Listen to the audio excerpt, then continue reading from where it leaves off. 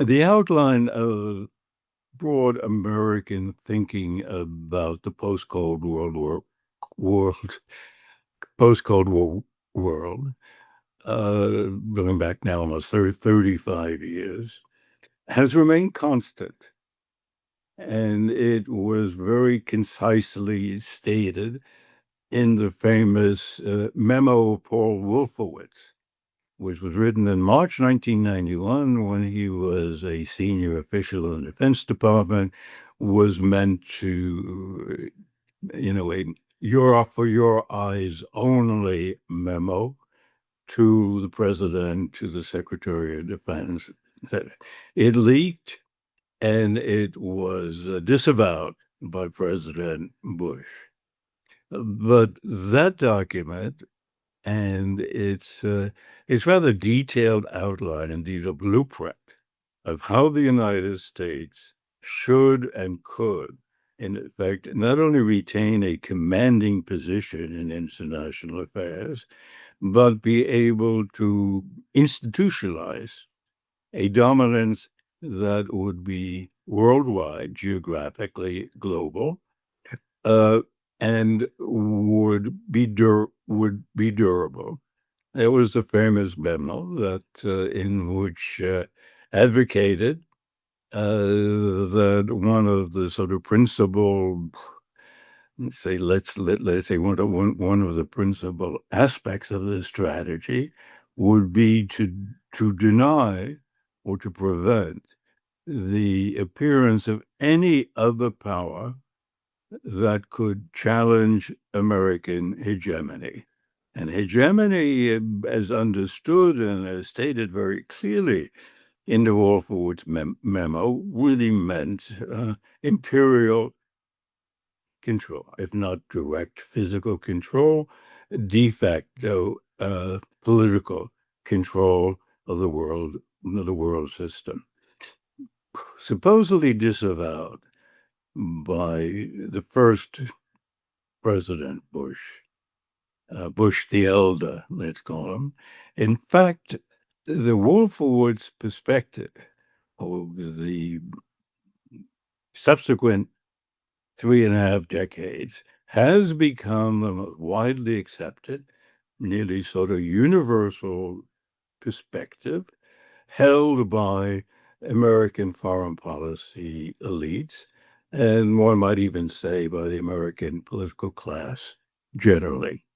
And what we're seeing under Trump is the most concrete and blatant manifestations of this conviction that the United States should, indeed must, and can dictate the terms of relations with every other country that it considers of any consequence in the world, so as to ensure that dominant American position.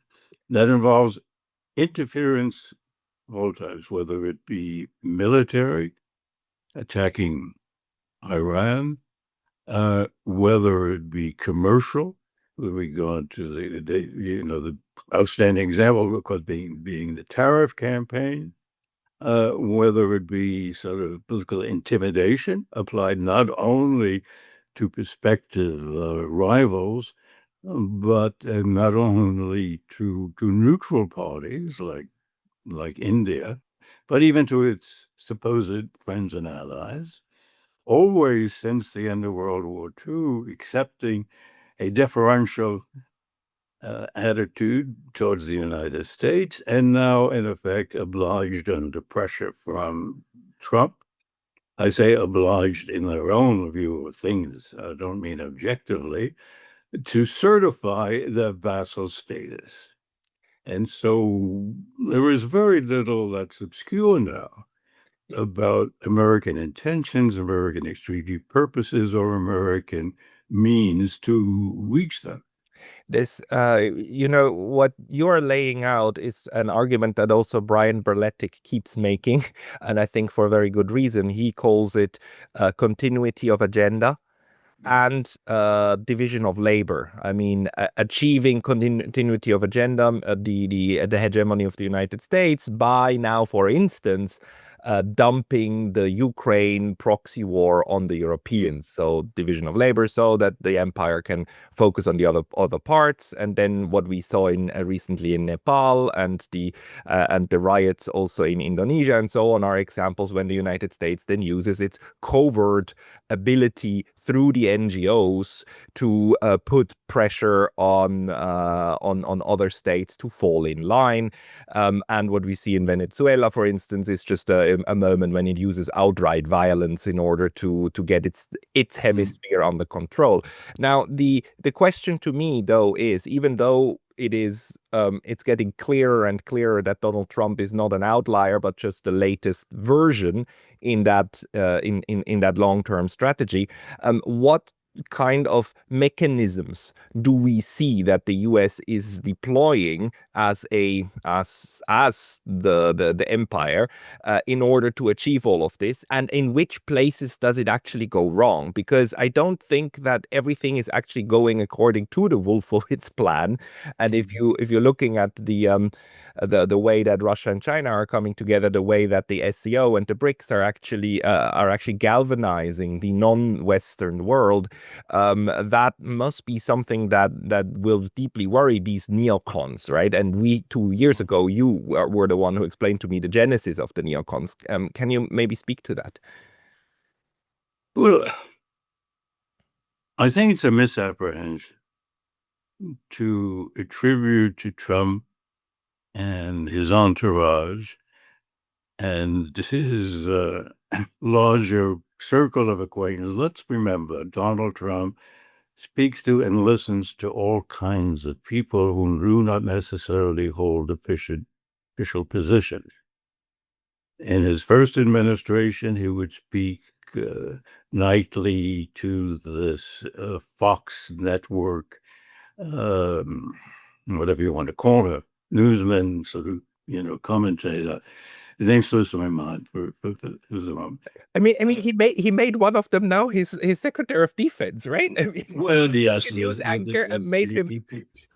he picked this, this simpleton, Higgs as the Secretary of Defense, which tells you that Trump has no sense.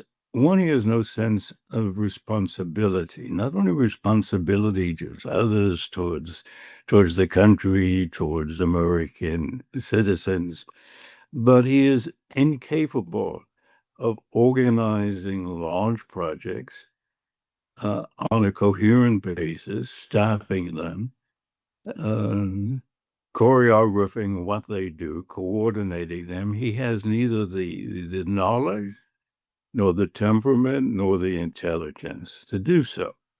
I mean, the truth is that Donald Trump is a clinical psychopath of a malignant, narcissistic variety, with certain other unfortunate mental and personality characteristics. I mean, he is the quintessential fascist. If we understand fascism, first of all, as a certain state of mind and attitude towards power, leadership, direction, etc. All this was very nicely laid out by the Italian philosopher and novelist Umberto Eco some years ago, and the fit to Trump is in every respect, I mean, nearly perfect. So, on top of which, Trump cannot sustain his attention on any subject for more than a few minutes. This is literally the case. It's been testified by people who worked for him for years. Don't forget that his former chief of staff, General Kelly, in his first administration, and General McMaster, right, his national security advisor, both asserted publicly last year during the campaign that Trump is a fascist, that is their word, right? And B, that the man is incapable of of logical thinking and coherent planning.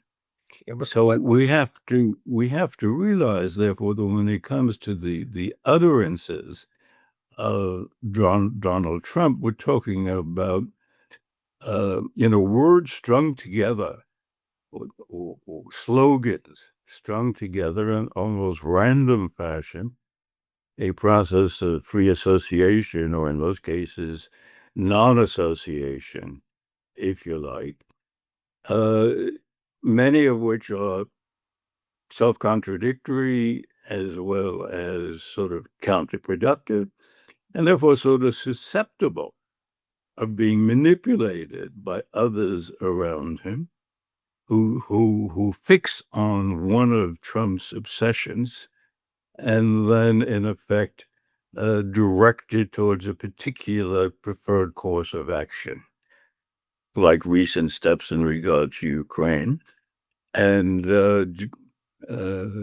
Jonathan Miller, his deputy um, chief of staff, apparently is very active on this. Then out comes a tweet in the middle of the night, many of which apparently not even composed by Trump, but by Miller, and then shown to him. And he says, "Yeah, that's great. That's the way I feel." And out goes the tweet.